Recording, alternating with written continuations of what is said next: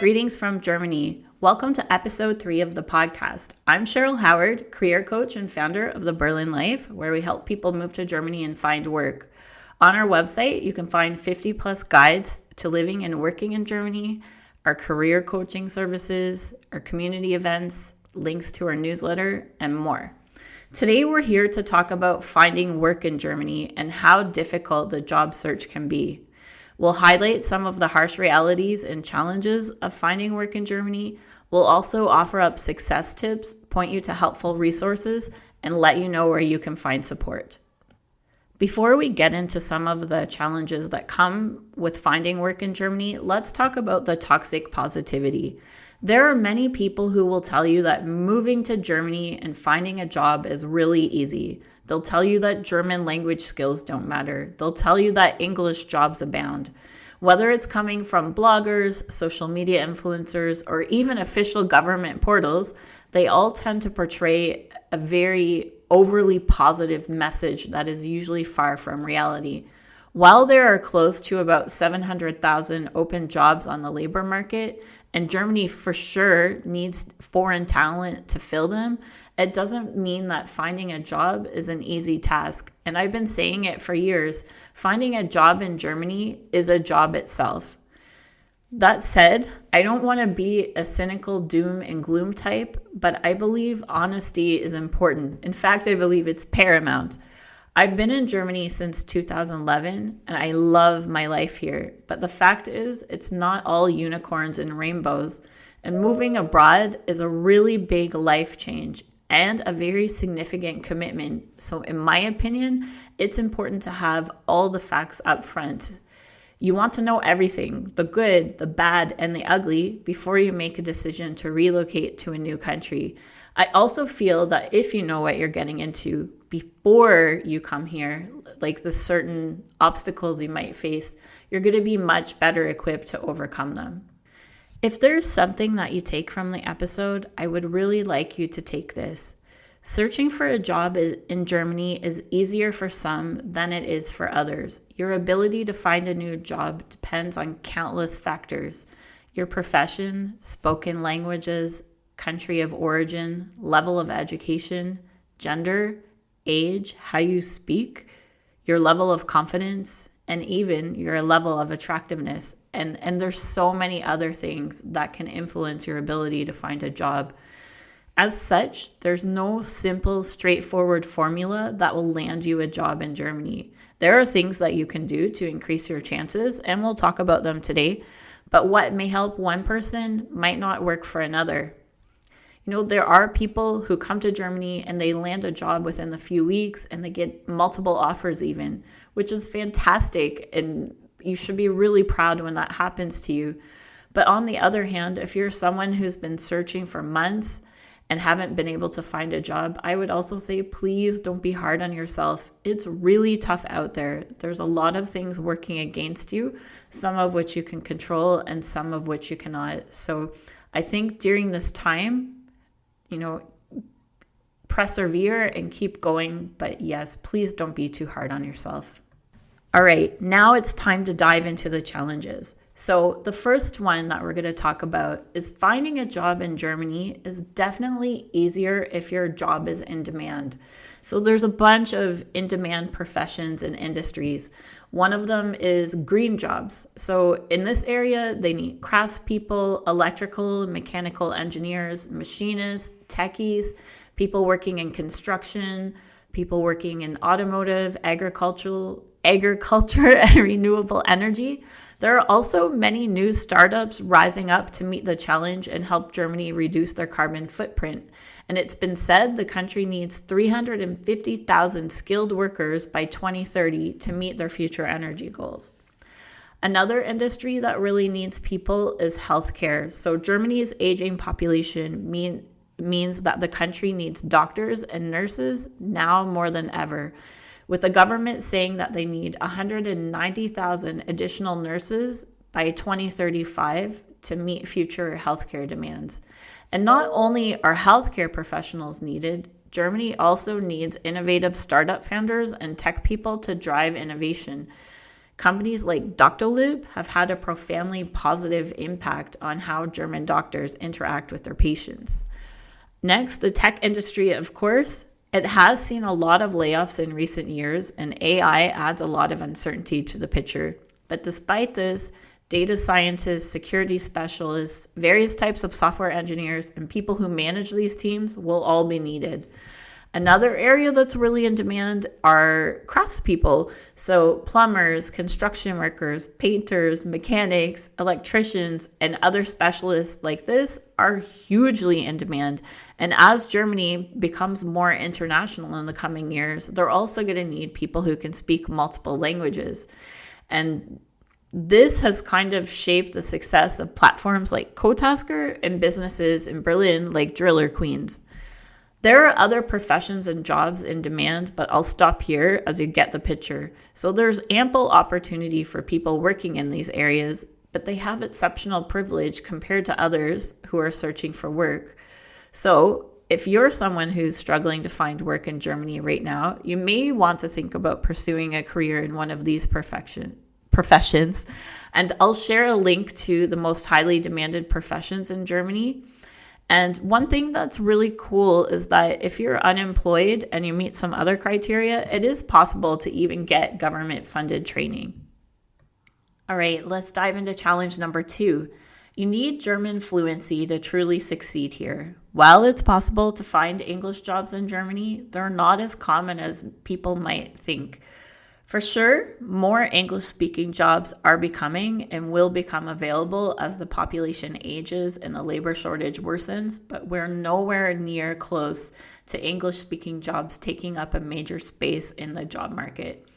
And such major societal changes can take years or even decades to come into effect. And with the far-right parties in Germany gaining popularity, their anti-immigration impulses can't guarantee that the shift is going to happen as fast as we would like.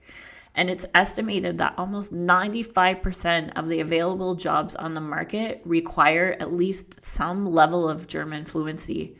And for example, I scour job ads each week for my newsletter, and I've seen a growing demand for employees to not only have German skills, but English skills as well. So they're actually looking for multilingual individuals. This means that for the few pure English jobs that are out there, the competition for them is huge. And it's not just internationals who are applying for these jobs, but bilingual Germans as well.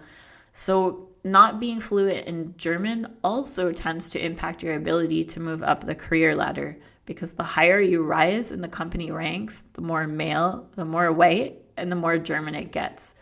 And I have a few guides on these topics, and I'll also drop links for them in the show notes. Another big challenge that comes to finding work in Germany is that most German employment visas require a university degree or vocational training. So even though someone without a degree may be better qualified than someone with a degree, many companies will often opt for the easier route and hire the person with a degree.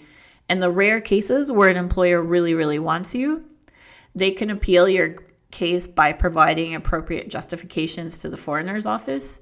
And what's really good about this is that, the appeals are usually approved if they do make them. However, on the flip side, the appeals require a high level of commitment from the employer side, and many companies won't pursue this option as it's timely, it's resource consuming, and it's expensive for them. So in these cases, German companies will opt to just simply hire a person with a degree just to avoid all the hassle. Another thing is that getting your foreign qualification recognized to even qualify for a visa or to be able to get a job is a whole other ballgame. You could be exceptionally well educated and have years of related working experience, even in an in-demand profession, but it doesn't necessarily mean that you can just come to Germany and start working right away. So there's a number of professions like law, nursing, and teaching that require your professional qualifications to be officially recognized in Germany. And the evaluation of foreign qualifications in Germany is carried out by the Central Office for Foreign Education, or the ZAB. If your qualifications aren't recognized, you may need to take an assessment test or a conversion course to prove your qualifications. And it's really, really important to note as well that qualifications vary by German state. So requirements in Berlin could be very different to what's required in Bavaria, for example. The good news is that if you're having difficulty getting your qualifications recognized, there's still more you can do. Last but not least, something that I've observed during my time here is that German employers tend to place a fair amount of value on higher education, and they'll often intentionally seek out or be more inclined to talk to candidates with a post-secondary degree. So when applying for jobs, be sure to highlight relevant education, certifications, and training very, very prominently on your CV. This will help ensure that a recruiter or hiring manager quickly scanning your document will immediately see the information. Remember that a recruiter or hiring manager generally only spends a few seconds or a few minutes on your CV. So don't leave your education information on page 2. Put it at the top so it's front and center and they're going to see it. And another tip that I can say is when planning your move here, do research into what's needed for you to work here. So, non-EU people need visas, and you also may need to get your qualifications recognized. So start planning and learning early so you know just what you need to do to work in Germany. Another challenge of looking for work in Germany is that employers often don't want to hire someone who requires a visa. Quite often, they can find equally qualified people, either people from Germany or others in the EU who don't require a visa. So at this point, the choice is super easy for the company. They're going to hire a candidate who doesn't require a work permit. Obviously, we think employers should be promoting people from around the world, but at the moment, Germany's economy isn't doing so well. A lot of companies are short on cash, and they don't have so many options. And, also, at the same time, while the country has done a lot to make the barrier of entry for working in Germany easier, the old practices remain. So finances are going to continue to guide businesses into making a decision to hire somebody who doesn't need to work or need a work visa over somebody who does need one. So it's a bit unfortunate. Now let's address the biggest elephant in the room. A sensitive issue that many people fail to mention in their content about finding work in Germany is bias. And it's something that could adversely affect your ability to secure a job. And of course, as we mentioned before, a bias can come in many forms. So it can be racism, gender, age, sexual preference, marital statuses, spoken language, where a person lives, and so much more. And it's really, really important to understand that the biases cannot be underestimated or brushed aside as if they were nothing. And with anti-immigration sentiment on the rise in Germany, people feel more emboldened than ever to be anti-woke or even just blatantly racist or homophobic. And it's a really tough time out there for a lot of foreigners in Germany right now. So for example, if you have a German name, you're more likely to find work than someone with a foreign sounding name. If you're Caucasian, you're more likely to find work than a person of color. If you're young, even without much experience, you're more likely to find work than a 50-plus-year-old seasoned professional. If you're a man, you're more likely to find work over a woman, especially one who's married and at a childbearing age. And I could go on with different examples. And it's really, really hard. There's no way to sugarcoat it. But there are some things that you can do to minimize bias, at least a little bit. So you can report offenses to authorities when they happen. The Berlin state actually passed an anti-discrimination law a few years back that prohibits discrimination, and it also enables victims to have the ability to hold the guilty parties accountable for their actions.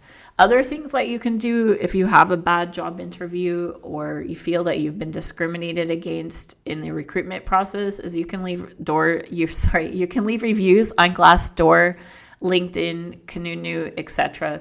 And also, if you're in a position to turn down a job, if you're getting a lot of red flags from the employer, just don't work there. Other things that you can do is that you can omit personal information from your CV, such as a photo, which we talked about in episode number 2. You can also leave out marital status or number of children. And if you get asked about that during an interview, you don't need to answer those questions. You can decline to answer those questions. That is perfectly okay. And last but not least, there is just simply a lot of power in being aware of potential biases, and it will help you more easily overcome them because you can prepare for a job interview. You can figure out how to best frame your questions. And also, as we'll get into a bit later, you can also seek out local support and you can take action when certain things go wrong. Another thing that is a challenge when it comes to finding work in Germany is that finding work can take a long time and not everyone is going to be able to find a job. There are people out there who apply for countless jobs and still don't end up finding work. So of course, there's success stories. Like I've talked to people who fielded multiple offers, who found a job in a few weeks. Some even had new positions created especially for them. But for most people, it's not that easy. And even qualified individuals who work in highly demanded professions apply for hundreds of jobs and still don't get anywhere. There are some, they score loads of interviews, but somehow still can't secure a job offer. And others, they don't find a job at all, and they're not able to stay in Germany as time and money runs out, and they're forced to return home or relocate to another country. And then sometimes, even if you get a job offer, you could still come into bad luck. So visa applications are processed a lot faster than they used to be, but it can still be a lengthy and somewhat complicated undertaking. So I've seen colleagues have their visas approved within a few weeks, and I've seen others where it's taken 3 to 4 months. And sometimes employers won't be willing to wait that long, and they may cancel your contract during the processing period. There's also a chance that the foreigner's office could reject your visa application and deny any of your employer's appeals.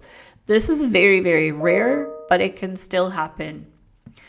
Even worse, I've known people who've received their visas, got it approved, showed up to work, and then got laid off on their first day of the job. This is not a lie. I've heard of this happening multiple times. And when it happens, you're going to be given 2 weeks of pay and sent on your way. And if you haven't been in Germany long enough to qualify for state assistance, you're not going to be able to get, unemployment insurance or anything else. So you're going to be responsible for all of your own expenses, including health insurance, which comes at a really hefty price tag. And if your visa is tied to your job, you're only going to be permitted to remain unemployed and in Germany for a certain length of time. There are some options. You can apply for another visa, like the job seeker visa or the opportunity card, for example. But basically, you really have to take care of yourself financially. Next up is a lot of people rely on really bad sources of information. So a point to consider when you're searching for work in Germany is to just consider your sources. As we've mentioned, you're going to see a lot of content claiming that it's easy to find a job here, even when you don't know German, or that you have the required skills, education, and or experience. And the content, as I mentioned, tends to be overly positive, lacking research, and highly superficial. So while reading those articles or watching a YouTube video isn't necessarily a bad thing, but it shouldn't be the only thing. Like, you also have to ask, are they knowledgeable? Are they providing sources for their information? Do they have data to back up their claim? What are their motivations? Are they just trying to rage bait you into, making one of their TikTok videos viral so they get paid out from the TikTok Creators Fund? If you're reading a blog post, is it just AI drivel? Or are they a freelance writer who wrote a post on the topic for some kind of Berlin-based German language school, and they wrote a topic about finding work in Berlin, but they've never worked as an HR manager, a hiring manager, a recruiter, etc. So you really have to look at the content that you're consuming and, find out if it's true, if that person is really an authority who can tell you about these things. And I've seen so many times that someone just moves to Germany. They've been here for 3 months, but suddenly they're a career coach. They're an expert on the German labor market. This is just not true. Like, just because someone moved to Germany and found work, it's great that they can share their experiences and tips, but you can't really trust them as an authoritative source. And also, just because someone has a lot of followers doesn't mean that they're legitimate. Followers can be bought, testimonials can be faked. So while anecdotal information can be helpful, do yourself a favor and get information from valid sources. Like, talk to your company's human resource department, look at official government websites, talk to an immigration lawyer, talk to one of the professional relocation companies out there. They're experienced in it. They know the current laws. They know all the things that you need to do that will make your life in Germany successful. So just stick to your trusted sources if you do anything. So last but not least is the economy. As I referenced a little earlier in this episode, the economy isn't in good shape right now, and economic growth is stagnant. Of course, Germany was affected by global events like the pandemic, the war in Ukraine, more recently, tariffs from the US. And Germany has been in recession for some time now. And even though there's a worker shortage, we've seen wage freezes, strikes, massive layoffs, business closures, hiring freezes, brain drain to America, and more. So it's really hard also to predict how things are going to unfold in the coming years.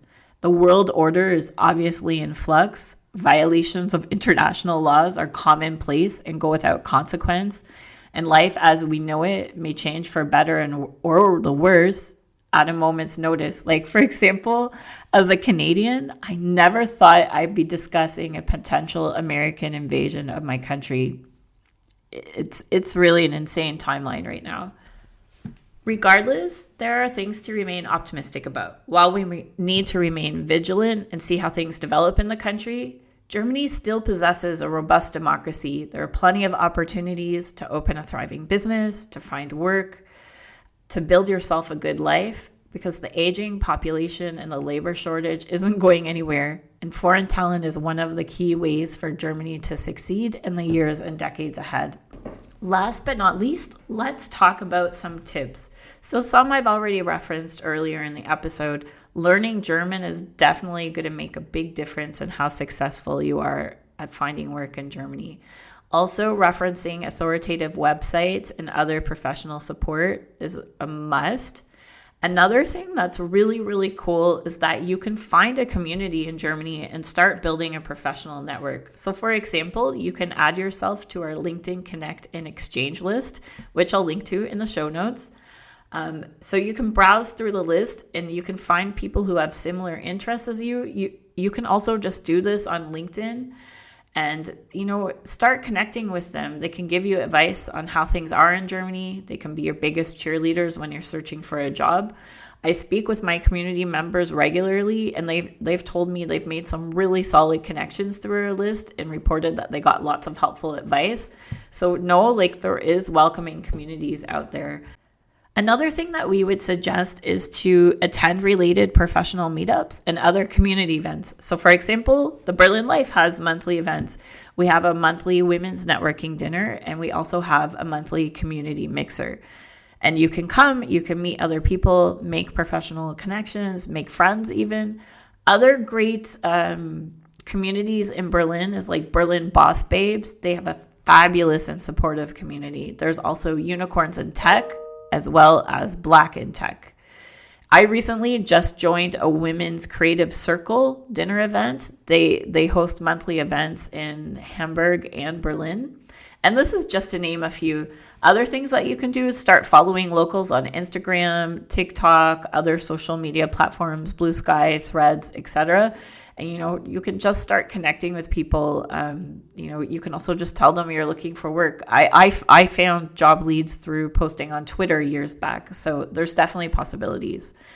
Another thing that you can do when you're looking for work in Germany is putting together a really compelling job application package, which includes your CV and your cover letter. You need to make sure that it follows German standards and that that you've put something together that's actually going to get you noticed by German employers.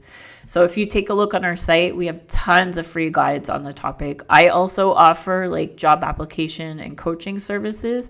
It's paid, not free, but you can take a look into that and see if that's something that could be helpful.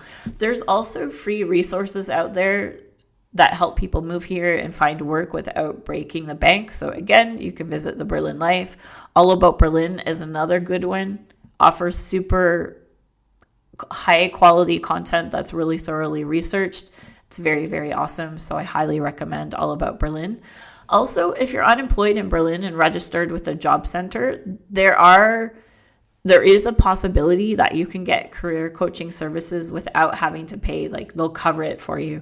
So we also have a list of professional career coaches, some who are covered by the job center. So I'll be sure to link to them as well. Last but not least, just try to look for companies that are well established and have proven financial resilience. You can also look for startups or scale-ups that seem to have a promising or bright future. Just be a little bit cautious before you take work at a startup. Like, be wary of tumultuous industries, like the on-demand grocery one is definitely one that's been in flux for quite some time now. And just really research the companies where you might want to work. So, check out their reviews, read what people are saying about them, talk to people who've worked there. There's all sorts of different things that you can do. So that's a wrap for today. I know that I promised that the podcast episodes were going to be short, but this was just such an important topic that I think it deserved diving into. And as I mentioned, it really, really means a lot to me to be honest about the challenges of living and working in Germany, and that it's not that easy, because sometimes people just come here and they're so surprised and they just get stuck in a bad place. And I don't want that to happen to anyone if it's possible to prevent it. So thank you for listening. If you really like the content, be sure to recommend us to others. Be sure to subscribe. And thank you so much for listening. We'll see you in the next episode.